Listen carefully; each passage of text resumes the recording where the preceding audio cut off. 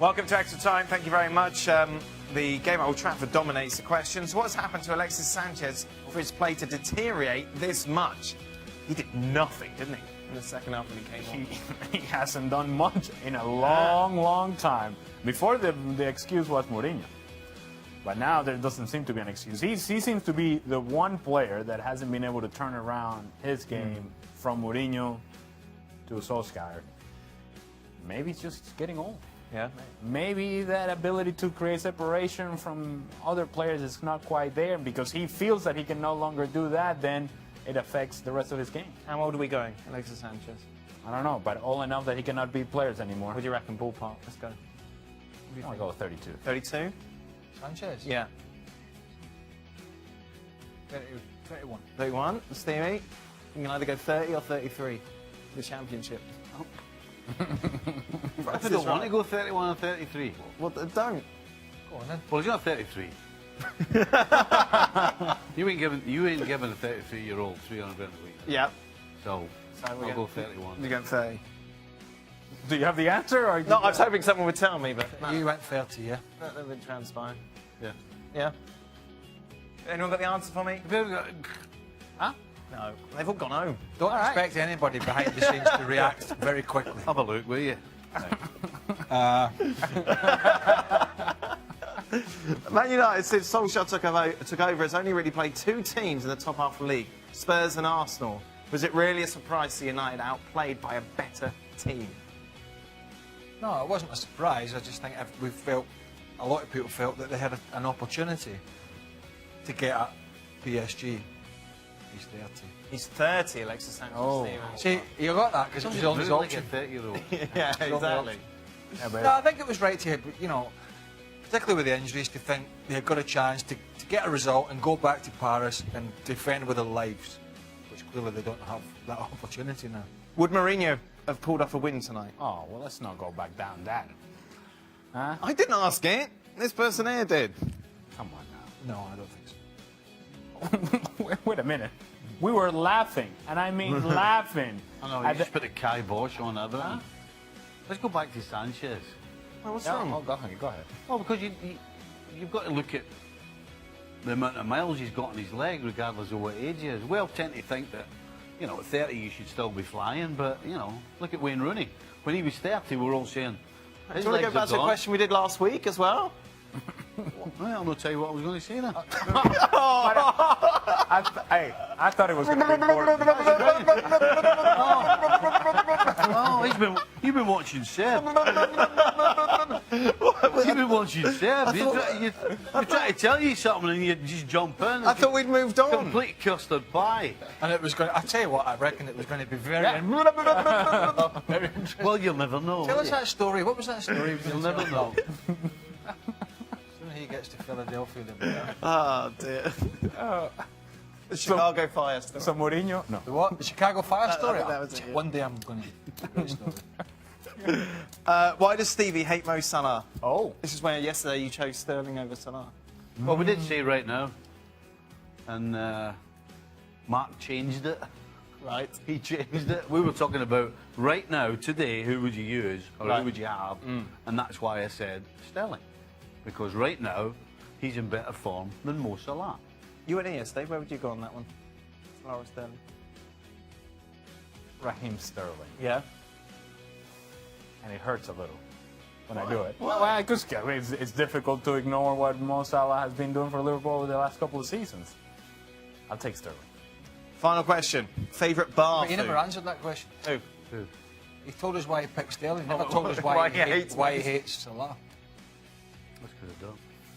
Bit simple. What's your favourite Straightforward. bar food, Stephen? What's your go-to of a Bar typical food is yeah, wet.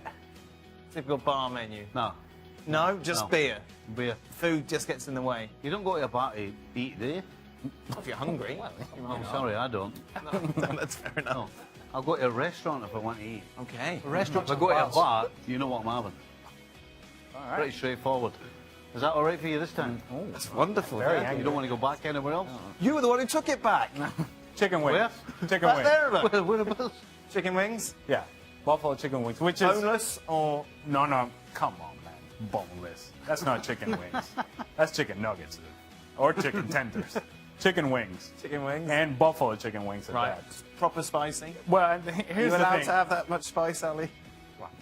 Maybe not. They don't sit very well in my stomach.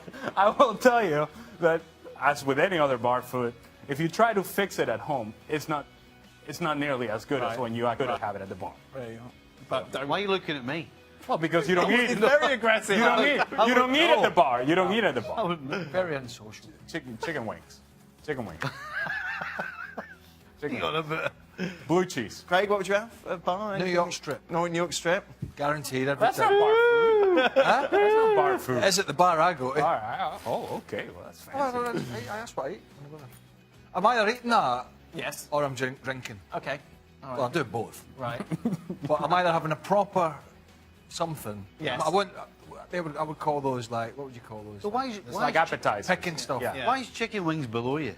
It's not. I don't. I'm going to have a meal. I'm going to have a meal. Well, you just said I'm not having all that stuff. I don't like to pick the appetizers. you- I'm too going good for for that. I'm going for the. You don't even bother. You've been in America 20 Well, years. it's You 'cause can't that's even why- integrate because I yourself don't go into the eat. American. I eat at the bar. That's what they do. Part of I my, love chicken wings. You're anti-American. hey, part of my American integration was actually going. The first time I ate chicken wings, buffalo chicken wings, was at Hooters, and I was a young, up-and-coming 13-year-old kid. Right. What an impression that made! Cut this. What an impression that made! Stop. I love this country now. I want to work here tomorrow. I'm saying nothing. Stevie, you're off on your holidays. Have a lovely time. When are you back? Yep. What holiday? You're going away on you for a few days. I'm doing my son's for 3 days. That'd be nice. Babysit. You don't sound that excited about seeing your grand. Of course I am. But it's hardly a holiday. I'm not lying somewhere with a beer in my hand, am I? You're away from work. Well, I'm away for you. That's the most important thing. So you will not be drinking beer No. I'm too busy. Eating at the bar. or eating at the bar. Changing diapers and getting rid of nappies and all that. Don't you put nappies like in the garbage bucket? Just throw them in the house. No, well, have you ever seen me playing? Get in the living room. Go like that. Oh, that stinks. Straight in. Straight in the bin. Bosh. Oh goodness. That's it. We'll be back tomorrow to talk about Ajax, Real Madrid, and Tottenham Hotspur. I won't be. I'm on holiday apparently. Have a lovely holiday, Steve. Cheers. You deserve a break. You You're seem right. very, very angry for a guy who's going on holiday. Deserve a break for you. Ah, dear. Anything on Alexis Sanchez? How old is he? He'll tell his missus in the car on the way down.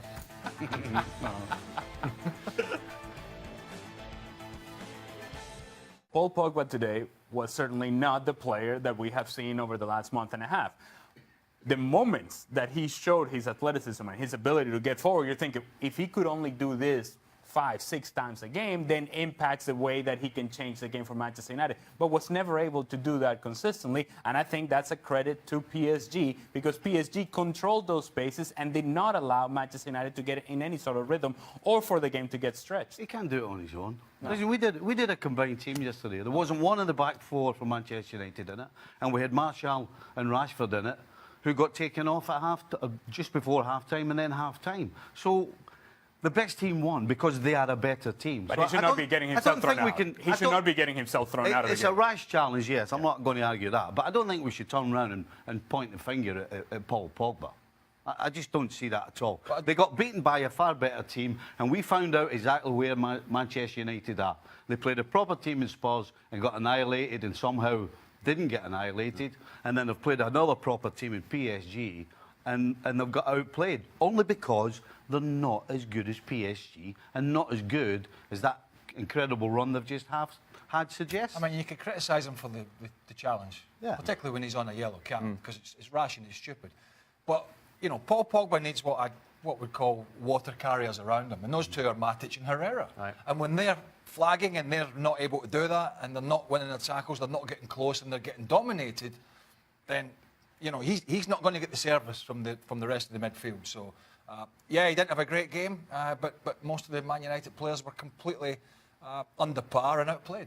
PSG 2, Manchester United 0 is how it finished at Old Trafford in the first leg, a round of 16 Champions League tie. PSG very much deserving of their victory. Not a lot happened in the first half. Second half, though, we saw that opening goal from Kimpembe, then Mbappe scored just 6 minutes later. Paul Pogba sent off late on to really solidify what was a miserable night for United. So much positivity going into it because of the form, and everybody's happy again. Then you've got the PSG injuries, so all of a sudden people are starting to write that. Some are starting to write them off, and then after a poor first half, as you mentioned, it was a football lesson. I mean, they really gave them a lesson.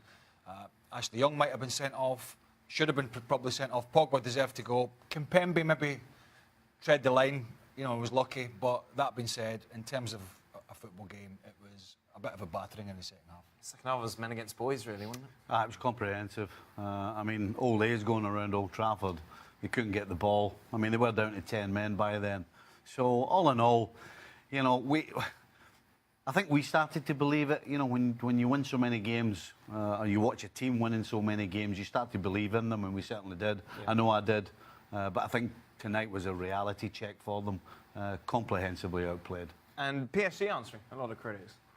Yes, they did. And I thought Marquinhos was impressive in the midfield, and I had said that I didn't quite believe that he would have been comfortable there. And I liked the matchup for Manchester United, that maybe Paul Pogba could take advantage of that. It was actually Marquinhos that was a better player. Between Marquinhos and Verratti, they controlled the middle of midfield, the pace with which the game was played, and then defensively they covered all the spaces that they needed to cover. When they needed to go on the attack, Angel Di Maria provided a couple of assists, but then the speed of Kylian Mbappe, there were a couple of times where he's just running past people. He's moving at a totally different pace than everybody else. PSG, impressive in the second half. They played the game that they wanted to play. Manchester United fell into that trap. A lot more reaction then to what we saw at Old Trafford. Plus, of course, looking ahead to the big game between Spurs and Borussia Dortmund on ESPN FC, available later today on ESPN+. Mbappe, once again, I imagine, will grab the headline. Just brilliant to watch, yeah? Oh, I mean, playing out of position, probably touched the ball 5 times properly, and every single time he looked as though he was going to do something. I mean, the guy's just a special player. He's quicker than anybody else. He's smarter than anybody else. I mean, you name it. He's younger than anybody else. He's younger than, yeah. I mean, you name it. Must be horrible. Yeah, there's something to be said about just raw, incredible physical ability. In the second goal, when Di Maria gets a hold of the ball, Mbappe is maybe 10 yards behind Bailly.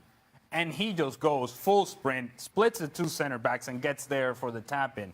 You can only do that if you got that sort of speed. But he's able to use it in the moments in which he feels that he can exploit those spaces, and he does it so very well. And that goal showed how smart he is. Yep. Because he knew he had to hold his run just for a split second, and he had the brains to do it, and that's how he ends up getting the goal. I've always said that I don't think anybody would ever get close to the stats of Messi and Ronaldo.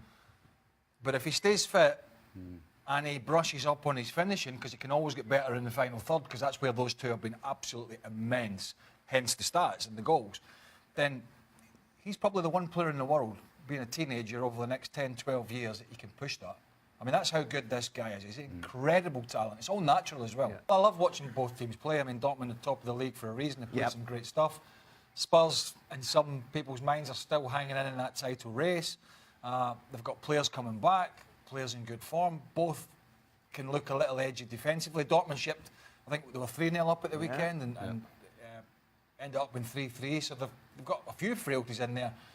But going forward, both are excellent. Obviously, young Jadon Sancho has been in great form. And Lucien Favre has done, as Pochettino has, they've both done great jobs at their respective clubs. I mean, Dortmund have got trouble when they have their usual back four. Right. They've got injuries. Piszczek's out, who's the only experienced one. Weigl is out. So they've lost 2 of their back 4, which, as I said, at their best, struggle. Yeah. So this is a huge opportunity for Tottenham to get some goals and maybe kill this tie. If Tottenham can sort their back line out, because at the weekend against Leicester, they were absolutely atrocious. If they give Borussia the chances that Leicester got, then they're in trouble. But as I said, for me, it's all about Tottenham. If they're on song going forward, they can score a lot of goals against Dortmund. Well, I agree that this is a tremendous opportunity for Spurs, given the injuries that you just spoke of with Borussia Dortmund. I also think that Spurs have to be very careful that they don't just throw numbers forward and disregard the fact that Borussia Dortmund does have a lot of players going forward that can hurt you. Jadon Sancho certainly so. Marco Reus, that when he's healthy, he's one of the best players in the Bundesliga, if not Europe. The consistency for Borussia Dortmund defensively, yes, it's a big question mark, but there is no doubt that on the counter, Borussia Dortmund, if Spurs get stretched, they can hurt them. And if they do that, then you get an away goal, you feel good about yourself, you're Borussia Dortmund. Spurs, I think is the favorite to win this in my mind, but Borussia Dortmund, don't sleep on this team. They can really hurt you.